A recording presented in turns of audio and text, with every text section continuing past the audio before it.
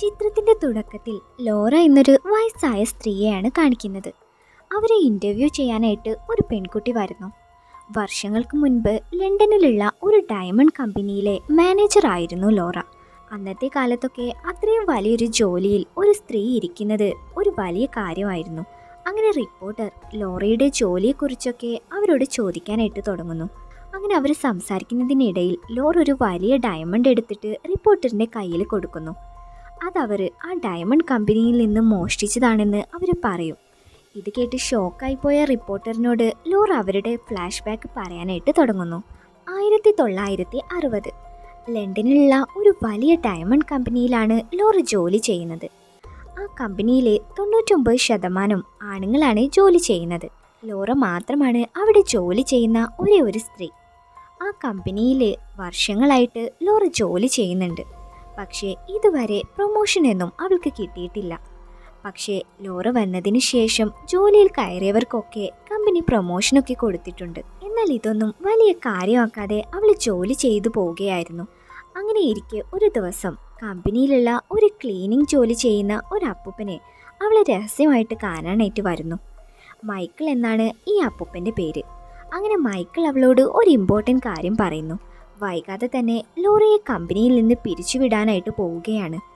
ഇതിനെക്കുറിച്ച് higher officials സംസാരിക്കുന്നത് അയാൾ കേട്ടിരുന്നെന്ന് അയാൾ അവളോട് പറയുന്നു. എന്നാൽ ഇത് ലോറയ്ക്ക് വിശ്വസിക്കാൻ ബുദ്ധിമുട്ടായിരുന്നു. കാരണം അത്രയും ഹാർഡ് വർക്കിംഗ് ആയിട്ടുള്ള ഒരാളാണ് അവൾ. കമ്പനിക്ക് വേണ്ടിയിട്ട് കുറേ കാര്യങ്ങൾ ചെയ്തിട്ടുമുണ്ട്. അതുകൊണ്ട് തന്നെ അങ്ങനെ ഒരിക്കലും കമ്പനി തന്നെ പിരിച്ചുവിടില്ലെന്ന് അവൾ മൈക്കിളിനോട് പറയുന്നു. അങ്ങനെ മൈക്കിൾ പറഞ്ഞത് കേട്ട് അവൾ അടുത്ത ദിവസം തന്നെ ആരും കാണാതെ ബോസിൻ്റെ ക്യാബിനിലേക്ക് പോയിട്ട് അവിടെ പരിശോധിക്കാനായിട്ട് തുടങ്ങും. അങ്ങനെ അവൾ അവിടെ ഒരു ഫയൽ കാണുന്നു. ആ ഫയലിൽ ലോറയെ ജോലിയിൽ നിന്ന് പിരിച്ചുവിടാനുള്ള ഡോക്യുമെൻറ്റ്സ് എല്ലാം റെഡിയാക്കി വെച്ചിരിക്കുന്നതാണ്. ഇത് കണ്ട് അവൾക്ക് മൈക്കിൾ പറഞ്ഞത് സത്യമാണെന്ന് മനസ്സിലാവുന്നു. അങ്ങനെ അടുത്ത ദിവസം തന്നെ അവൾ മൈക്കിളിനെ കാണാനായിട്ട് പോകും. അപ്പോൾ മൈക്കിൾ അവളോടൊരു പ്ലാനിനെ കുറിച്ച് പറയുന്നു.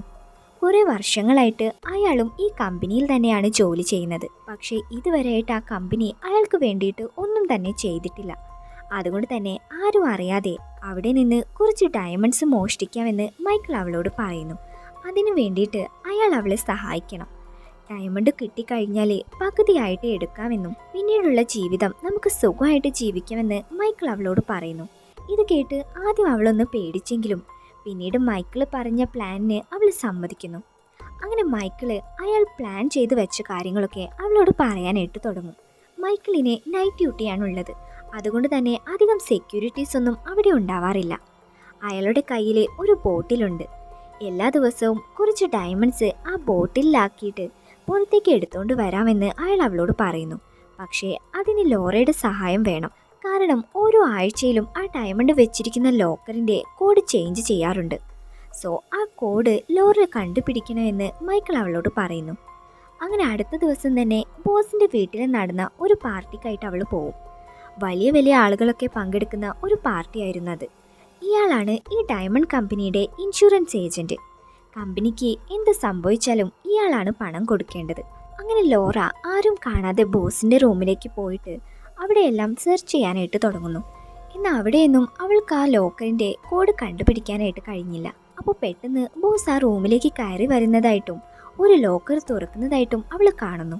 ഒരു പേപ്പറിൽ എന്തോ എഴുതിയിട്ട് അയാൾ ആ ലോക്കറിൽ വെച്ച് അത് ക്ലോസ് ചെയ്യുന്നു.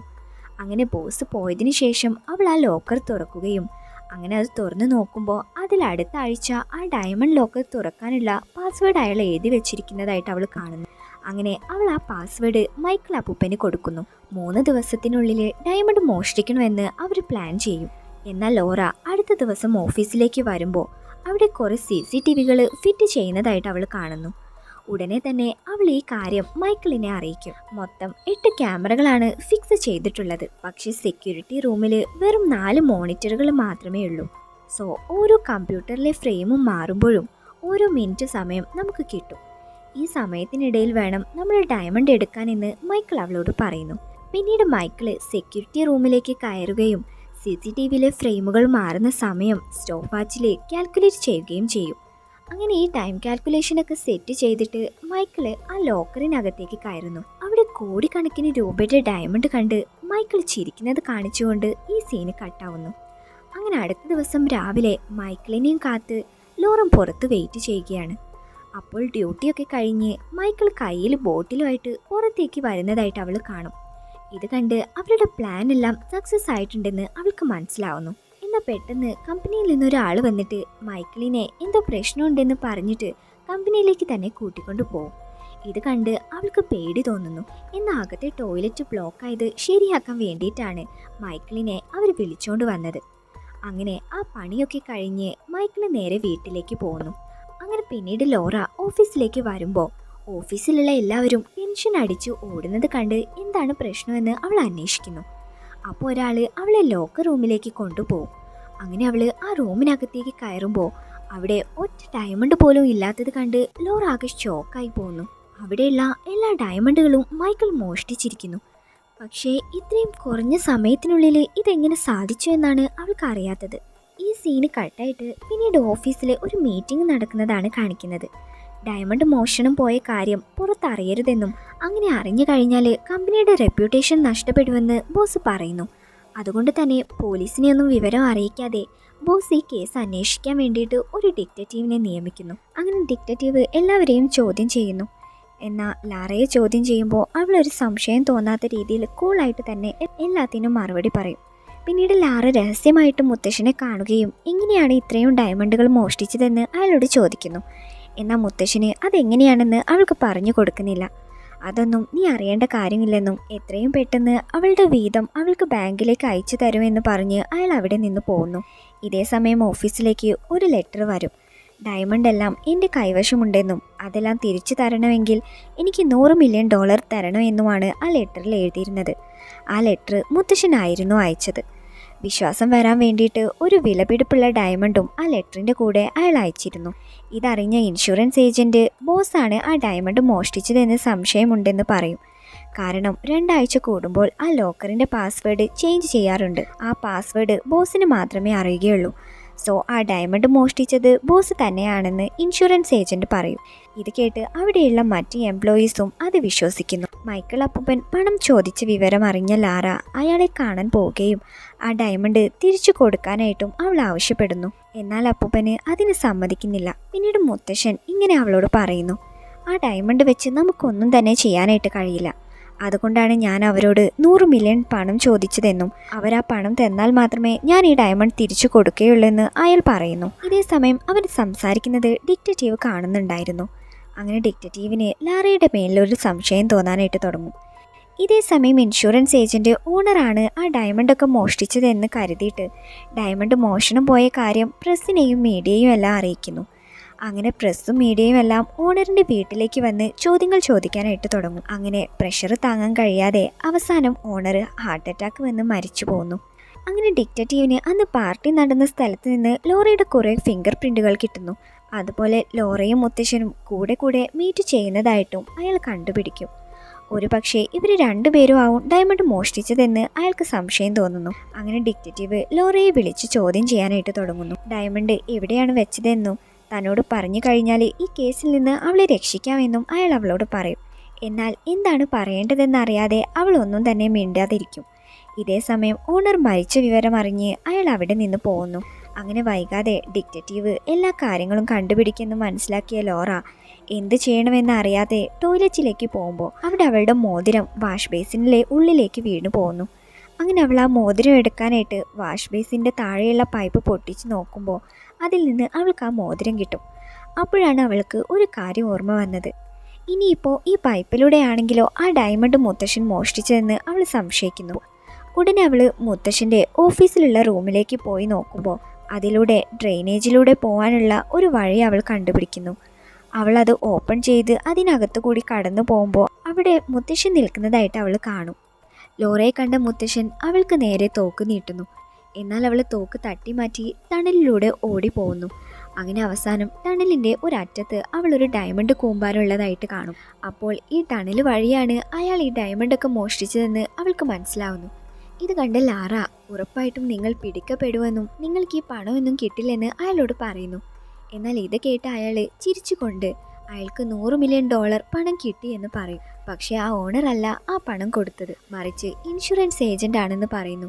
അങ്ങനെ മുത്തശ്ശന് എന്തിനു വേണ്ടിയിട്ടാണ് ഈ ഡയമണ്ട് മോഷ്ടിച്ചതെന്നുള്ള കഥ അവളോട് പറയാനായിട്ട് തുടങ്ങുന്നു. 15 വർഷങ്ങൾക്ക് മുൻപ് മുത്തശ്ശന്റെ ഭാര്യയ്ക്ക് ക്യാൻസർ വന്നിരുന്നു. ഇൻഷുറൻസ് എല്ലാം അവർ മുൻപേ തന്നെ എടുത്തതായിരുന്നു. എന്നാൽ അവർ ഇൻഷുറൻസ് ക്ലെയിം ചെയ്ത് അത് കിട്ടാനായിട്ട് കുറേ സമയമെടുത്തു. അന്ന് അവർക്ക് ആ ഇൻഷുറൻസ് കിട്ടിയില്ല. അതുകൊണ്ട് തന്നെ ചികിത്സ വൈകിയത് കൊണ്ട് മൈക്കിളിൻ്റെ ഭാര്യ മരിച്ചുപോയി. ഇതിനെല്ലാം കാരണം ആ ഇൻഷുറൻസ് ഏജന്റ് ആയിരുന്നു. അയാളാണ് അന്ന് ഇൻഷുറൻസ് പണം മനഃപൂർവ്വം ഡിലേ ആക്കിയത്. ഈ ഡയമണ്ട് കമ്പനിയിലെ ഡയമണ്ട് എല്ലാം കാണാതായി കഴിഞ്ഞാൽ അതിൻ്റെ എല്ലാം പണം കൊടുക്കേണ്ടത് ഈ ഇൻഷുറൻസ് ഏജന്റ് ആണ്. അതുകൊണ്ടാണ് ഇൻഷുറൻസ് ഏജന്റിന് ഒരു പണി കൊടുക്കാൻ വേണ്ടിയിട്ട് മൈക്കിൾ ഇങ്ങനെ ഒരു പ്ലാൻ തയ്യാറാക്കിയത്. ഇന്നിപ്പോൾ ഇൻഷുറൻസ് ഏജന്റ് മൈക്കിളിന്റെ കയ്യിലുള്ള ഡയമണ്ട് വേണമെന്ന് പറഞ്ഞിരിക്കുകയാണ്. അതിന് പകരമായിട്ടാണ് അയാൾ $100 കോടി അയാൾക്ക് അയച്ചു കൊടുത്തത്. എന്നാൽ ബുദ്ധിമാനായ മൈക്കിൾ ഇൻഷുറൻസ് ഏജന്റിന് കൊടുക്കാൻ വേണ്ടിയിട്ട് എല്ലാ ഡോക്യുമെന്റ്സും ഓൾറെഡി തയ്യാറാക്കി വെച്ചിട്ടുണ്ട്. അങ്ങനെ പ്രൂഫ് പ്രകാരം എല്ലാ ഡയമണ്ട്സും ഇൻഷുറൻസ് ഏജന്റ് ആണ് എടുത്തിരിക്കുന്നതെന്ന് അയാൾ ഒരു പ്രൂഫ് ഉണ്ടാക്കുന്നു. അങ്ങനെ അയാൾ ആ പ്രൂഫ് ഇൻഷുറൻസ് ഏജന്റിന്റെ ഓഫീസിലും റൂമിലും എല്ലാം വെച്ചിട്ടുണ്ട്. ഇതേ സമയം ആ പ്രൂഫെല്ലാം കണ്ടുപിടിച്ച പോലീസുകാരെ ഇൻഷുറൻസ് ഏജന്റിനെ അറസ്റ്റ് ചെയ്യുന്നു. അടുത്ത സീനിൽ എങ്ങനെയാണ് ഡയമണ്ട് മോഷ്ടിച്ചതെന്നാണ് കാണിക്കുന്നത്. പാസ്വേഡ് എല്ലാം എൻ്റർ ചെയ്ത മുത്തശ്ശൻ ലോക്കറിനകത്തേക്ക് കയറുകയും പിന്നീട് ആ ഡയമണ്ട്സ് എല്ലാം എടുത്ത് അവിടെയുള്ള ഒരു സിങ്കിലെ പൈപ്പ് വഴി ആ ഡയമണ്ട്സ് എല്ലാം ഡ്രെയിനേജിലേക്ക് പോകുന്ന പോലെ സെറ്റ് ചെയ്തിരുന്നു. വർഷങ്ങൾക്ക് മുൻപേ തന്നെ മുത്തശ്ശൻ ഇതെല്ലാം പ്ലാൻ ചെയ്ത് റെഡിയാക്കി വെച്ചിരുന്നു. ഇതെല്ലാം ലോറയോട് പറഞ്ഞതിന് ശേഷം അവളുടെ പങ്ക് ഉടനെ തന്നെ അവൾക്ക് വന്നു ചേരുമെന്ന് പറഞ്ഞിട്ട് മുത്തശ്ശൻ അവിടെ നിന്ന് ദൂരേക്ക് നടന്നു പോകുന്നു. അങ്ങനെ പിന്നീട് ലാറ ഡിറ്റക്റ്റീവിനെ വിളിച്ച് ആ ഡയമണ്ട് ഡ്രെയിനേജിലുള്ള കാര്യം അറിയിക്കുകയും അങ്ങനെ വൈകാതെ തന്നെ എല്ലാ ഡയമണ്ട്സും അവരവിടെ നിന്ന് റിക്കവർ ചെയ്യുന്നു. പിന്നീട് ലാറയാണ് ആ ഡയമണ്ട്സ് എല്ലാം കണ്ടുപിടിച്ചതെന്നും എല്ലാവരും വിചാരിക്കും. അങ്ങനെ ലാറയ്ക്ക് ആ കമ്പനിയിൽ പ്രൊമോഷൻ എല്ലാം കിട്ടുന്നു. ഈ കഥകളെല്ലാം ലാറ റിപ്പോർട്ടർ ലേഡിനോട് പറയുന്നു. ഈ കഥകളെല്ലാം കേട്ട റിപ്പോർട്ടർ നിങ്ങൾ പിന്നീട് ആ മൈക്കിൾ മുത്തശ്ശനെ കണ്ടിരുന്നില്ലേ എന്ന് ചോദിക്കുന്നു. അപ്പോൾ ലാറ മുത്തശ്ശനെ പിന്നീട് കണ്ടിട്ടില്ലെന്നും പക്ഷെ അയാൾ തൻ്റെ അക്കൗണ്ടിലേക്ക് പണം അയച്ചു തന്നിരുന്നെന്ന് പറയുന്നു. അങ്ങനെ ലാറ ഒരു ഫയൽ റിപ്പോർട്ടർ ലേഡിയുടെ കയ്യിൽ കൊടുക്കും. എന്നിട്ട് ഇനി എന്തെങ്കിലും വിവരം അറിയണമെങ്കിൽ ഈ ഫയൽ നോക്കിയാൽ മതി എന്ന് പറഞ്ഞ് അവിടെ നിന്ന് പോകുന്നു. മുത്തശ്ശൻ അയച്ചിരുന്ന ആ പണം ലാറ പാവപ്പെട്ട കുട്ടികളുടെ പഠനത്തിനും അവരെ നോക്കാൻ വേണ്ടിയിട്ടായിരുന്നു ചിലവാക്കിയത്. ഇതിൻ്റെ എല്ലാം ഡീറ്റെയിൽസ് ആയിരുന്നു ആ ഫയലിലുണ്ടായിരുന്നത്.